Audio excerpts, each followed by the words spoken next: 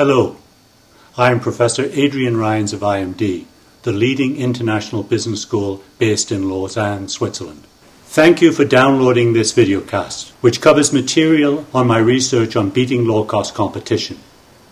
In this videocast, we will study how low-cost competitors do what they do best, delivering good enough products and services at very low prices.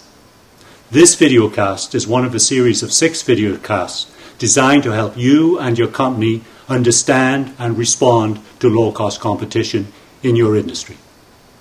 For further information on the series, please go to this URL. Great low-cost competitors do more than produce cheap products in low-cost countries. They start by questioning every element of the way traditional companies operate and market and sell their products. In fact, they often do the exact opposite. They usually have very simple and easier to understand value propositions.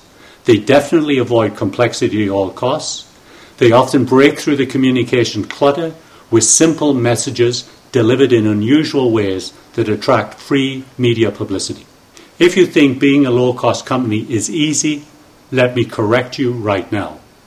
Being low-cost demands focus, effort, and discipline, particularly in companies having thousands of employees. It is more like a religion than a strategy. It must permeate every element of a company's strategy and operations. Let's take a look at a couple of exceptional examples and then try to draw some more general conclusions. Low-cost airlines started in 1972 in the United States with a regional airline called Southwest Airlines. But it was Ryanair in Europe that really developed and extended the Southwest low-cost model. In many recent years, Ryanair has been the most profitable airline in the world, using net income as a percentage of sales as the metric. Among its biggest cost killers were flying only one type of aircraft. Just reflect how smart this is. Simpler pilot and crew training, lower maintenance costs, tremendous purchasing leverage with the manufacturer, and more. Flying to secondary airports, or even encouraging communities to establish new airports. Sometimes Ryanair is even paid to fly to a particular airport and open new routes because this creates local jobs. Using smaller airports is cheaper because of low landing fees and ground costs, and it speeds up plane turnarounds so that Ryanair can squeeze in more flights per day for each plane. Provocative advertising and public relations, featuring at times the Pope, Saddam Hussein, and President Sarkozy of France. If the target screams in protest or sues Ryanair, all the better. Threaten to charge for using the toilet on the plane and you get worldwide attention. In all these cases, the mainstream media will pick up the story and spread the Ryanair buzz. Not listening to its customers and eliminating such frills as assigned seating, free snacks, free checked bags, check-in at the airport, and so on. Customers complained, but they responded very positively to the lower prices that the cost-cutting allowed Ryanair to deliver. All these moves dramatically reduced complexity and cost. Ryanair has also been very aggressive about building ancillary revenues from such sources as Hertz rental cars, food and beverages on the plane, mobile phone charges, and more.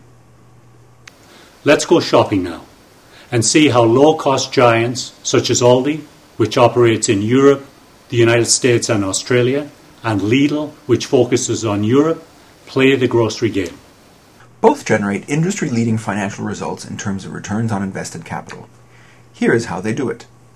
Most of the products sold are their own brands, not national brands. They borrow with pride by shamelessly copying the most successful branded products and then selling them at substantially lower prices. They have a very limited number of products or stock-keeping units in their stores, thus reducing floor space requirements. The mantra is one need, one product. 1 jar of strawberry jam or 1 tub of smooth peanut butter. This speeds up the shopping process for the consumer. Their products are presented in their shopping cartons or pallets, thus reducing in-store labor. Everything is pre-packaged by suppliers and is self-service, so there are no deli, fish, or meat counters which require labor. They leverage their huge purchasing power to extract very attractive prices from suppliers.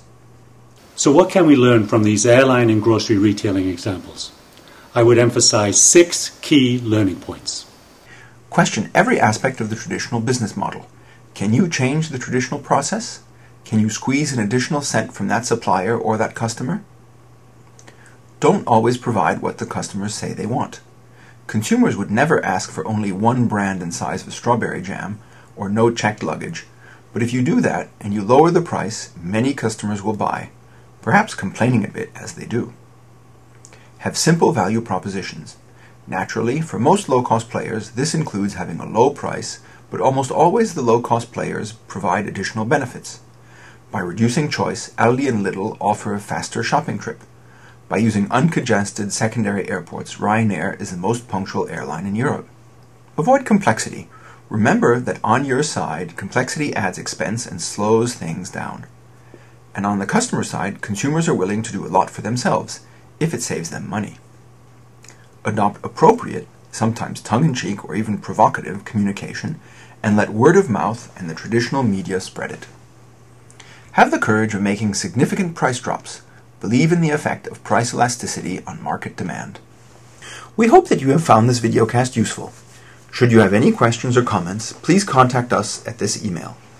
Additionally, thank you for spreading the word about this series to your friends and colleagues. Thank you once again, and good luck in your low-cost ventures.